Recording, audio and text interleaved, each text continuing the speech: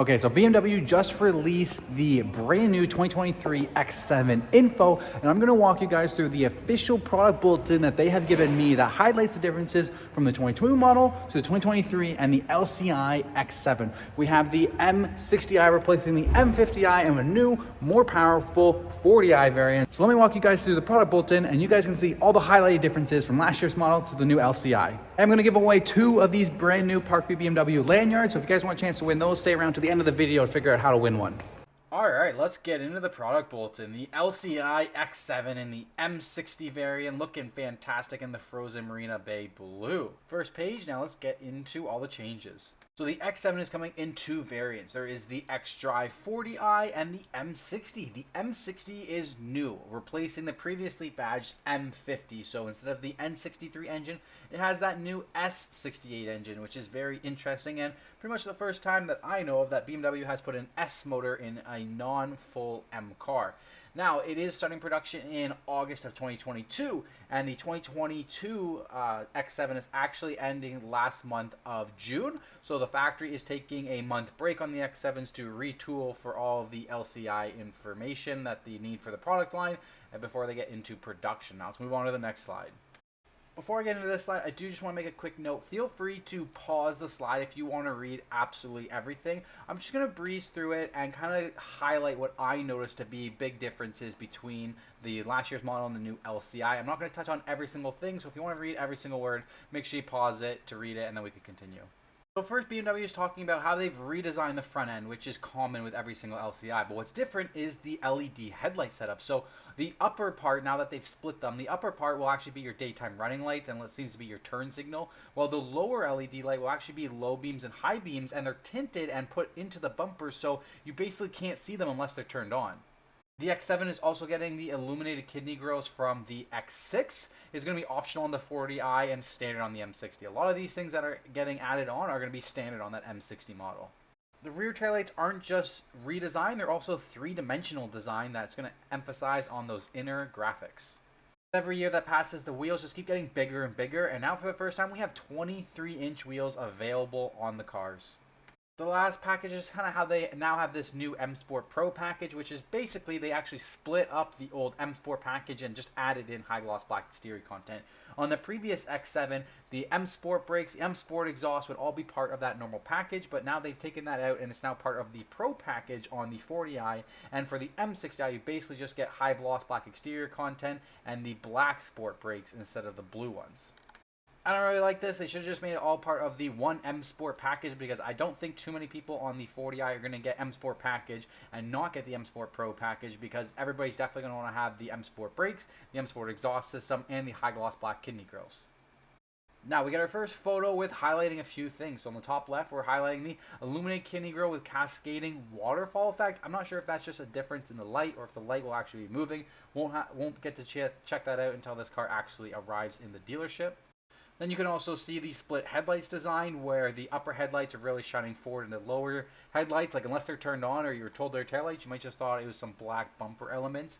And, you know, just kind of talking about what's the new shape. These are the 23-inch wheels, and we have satin aluminum window surround, which, well, that really isn't any different from last year. And in case you didn't guess it, this color is the new sparkling copper gray metallic paint. The rear taillights are these now 3-dimensional. They have those lights in, they're sharper design. And then the chrome bar that connects the lights is thinner now and actually has a smoked glass cover compared to last year. It's a little bit thicker and was just pure chrome. Now let's talk about some of the interior highlights. So with the new iDrive 8 system coming in, you're also getting the BMW curved display screen with just one massive screen, which is technically 2 screens in one curved display.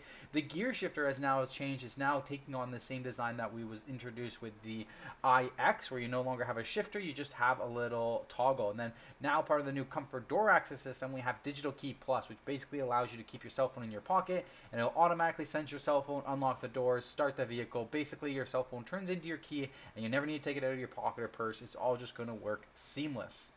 Now, due to some sensitivities in the world, they no longer have Vernasca leather as a standard feature, and there's now a vegan option, which is not Sensatec, but Sensafin. I don't know how different this is from Sensatec, if it's the same thing, just a little bit named differently because it's on the larger X7. Not quite sure. They haven't released any additional training on top of this. Some other interior highlights would be the air vents have been redesigned. Well, of course they have, because they have to redesign them around the whole iDrive 8 curved display screen. One thing that I think is going to be pretty badass in the next photo you'll see is the ambient light bar that is crystal, and basically the ambient lighting where it's going to interact with certain things that you do in the car, like welcome scenarios, telephones, and everything like that. That is pretty awesome. I'm very pumped to see that. But rear entertainment system has been replaced by rear seat entertainment. Basically, there's no more rear entertainment, and you have iPad holders, adapters. I find this pretty interesting considering that the 7 Series just got a massive TV screen. Why wouldn't the X7? The X7 is like a 7 Series, but more practical and going to be bought a lot more because people want to have a lot of people inside their vehicle, their kids, long road trips, everything like that. So the giant TV screen kind of makes more sense on the X7 than it does on the 7 Series. So it's a shame to see that didn't get carried over, and we actually lost rear entertainment completely. Now we can get a good look at that interior. So we have that ambient light bar, which is pretty cool with the X7 design, even more aggressive on the M60. The full curved digital display screen. You can see the toggle switch is replacing the gear shifter. There's nothing really popping up, which, to be honest, that makes sense. The gear shifter was, just kind of just there because it always needed to be there, but it doesn't actually need to be that big. So this is a lot more convenient. It's out of the way, a lot more seamless. This is the new ash flowing gray open pore wood trim, and this new ivory white / Atlas gray full merino leather is a pretty sweet option.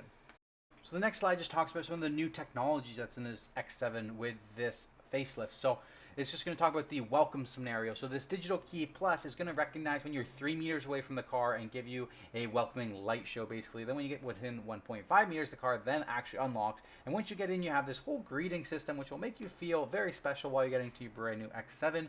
Also, the tire pressure monitoring system has gone to the next level. It is way more sensitive. It will detect the tire pressure monitor faster using cloud-based technology, algorithms, and AI. And it's also even going to tell you your tire diagnosis. So it will basically use all of these inputs of information to guess when your tire life is due and recommend that you go into your BMW dealership. I mean, this could be good and bad in a way. Like, it could be making people aware that are unaware that you do need to replace your tires, or it could be getting you into the dealership a little bit earlier than you normally would have, and you're spending extra money. So I can see this being a plus and a negative. Plus, on the side of people who don't know when their tires need to replace and risk a hydroplaning, it's definitely going to help and save them. And potentially be a negative because depending on what it's reading, it could be telling you to replace your tires before you actually need to. But I guess when you're in a BMW and at this expense, getting an extra set of tires, getting them a little bit early should really not be a concern of yours, and you should just try to be having that maximum safety for you and your family.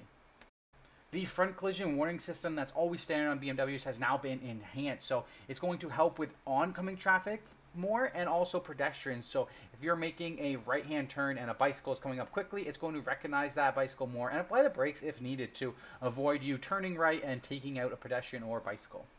That pedestrian warning is also enhanced while you're parked. So if you're about to get out of your car and a cyclist or a pedestrian, somebody on rollerblades, a fast approaching object is coming towards the car that's going to hit the door, it's going to give you warning lights, it's going to give you acoustic signals, basically keeping you safe and not allowing you guys to hurt anybody.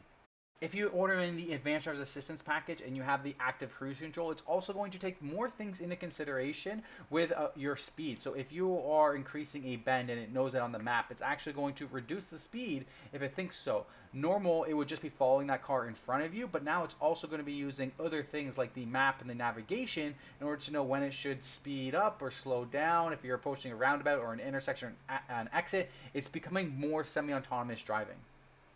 Super cool to see the parking assistant now also has a trailer assist, basically making it easier to maneuver a trailer while you're towing. I thought it would be super cool if you could have a way that the camera in the backup camera on the end of a trailer could be plugged in so that you could see it through the iDrive system. That would be next level to this. It'd be cool to see that progressing. The parking assistant is even getting smarter, so it's starting to remember maneuvers assistant. So basically, if you park in a driveway and every single time that you have a tight driveway, you're going to reverse park into your driveway, it's going to memorize that and it'll make parking in there even easier because it's going to remember the GPS coordinates and everything like that. You could even get out of your car and then the vehicle will reverse park into the spot. So even better than remote parking through the BMW app, you can have it do the parking assistant function while you're sitting outside of the vehicle.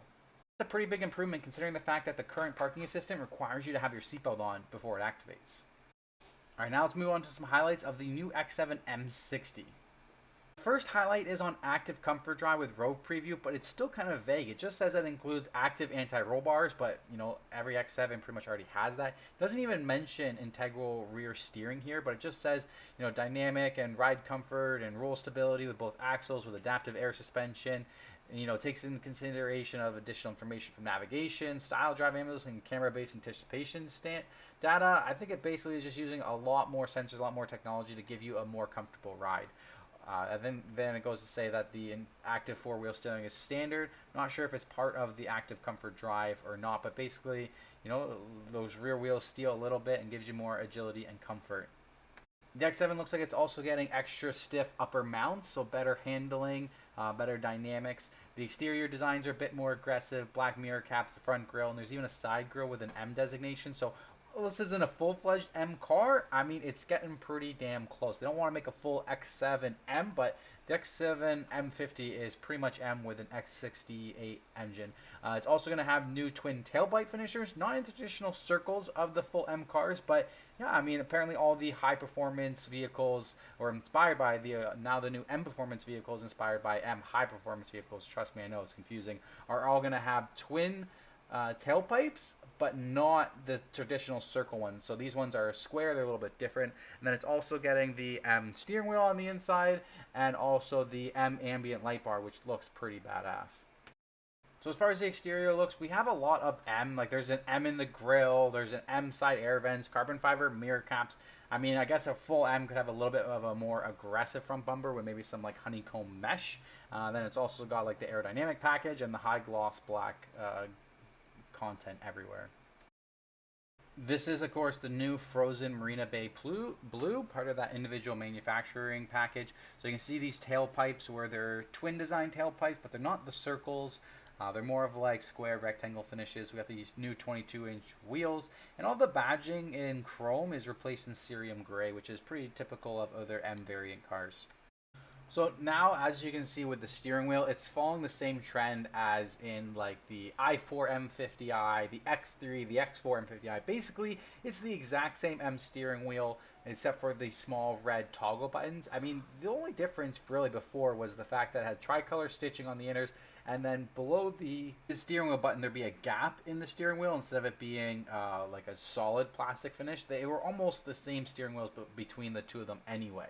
The carbon fiber trim on the dashboard I think is amazing. It's just taking up way more section of the dashboard because of this new curved display screen. And that M light bar is super badass.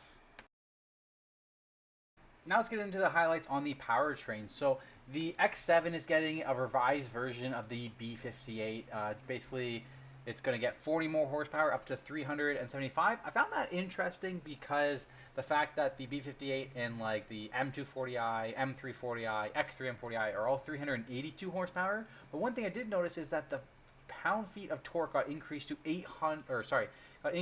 383, which is more than the 369. So with the engine being such a tuning beast, it looks like they redid the mapping to get more torque out of the engine instead of horsepower, which makes absolute perfect sense when you have it on a large SUV such as the X7. And they even managed to increase the sprint on it by half a second from 0 to 100.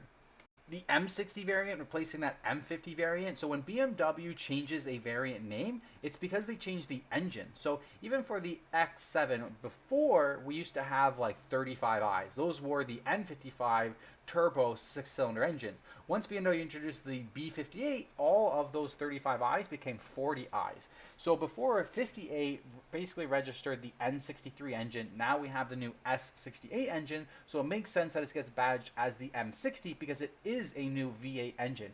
Even though it's the same 4.4 liter V8 engine, it now has an S designation, which is from their M division.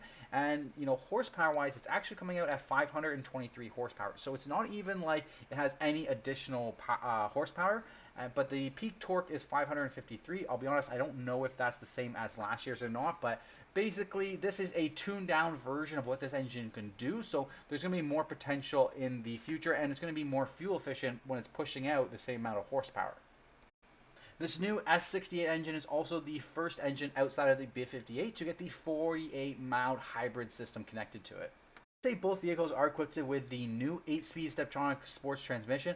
I don't know how new this is. As far as my understanding is, it's the exact same 8-speed. It could just be revised a little bit from previous years to make it a little bit more efficient as well. All right, now here we get into the good stuff. So equipment, pricing changes. Here's everything that you guys need to know. So this BMW is listed off like what's the differences between last year's model and this year's model. So base increase of price was $3,500 for the 40i and $5,500 for the M60i. You can see 48 mile hybrid was already standard, and then different things that are taken away and increased. So now comfort seats are standard versus sport seats. Basically, feel free to go through the list and check out what's different. Main thing is like Parking Assistant Plus is now replaced with Parking Assistant Professional, which is just like the more enhanced version. Head-up display is now replaced with a different head-up display. It's just a more advanced version. So the X7 is getting all the newest technology, so it's replacing all of the old versions of the technology, putting it in with the new versions. Now, one thing that has been confusing me since they introduced iDrive 8 is the 6U3, the Digital Cockpit Professional. Now, this is supposed to be the full digital gauge cluster, but what would be the digital gauge cluster for iDrive 8, or a better question, what would it not be? Like, what would it be if you didn't get Premium Enhance on an X7?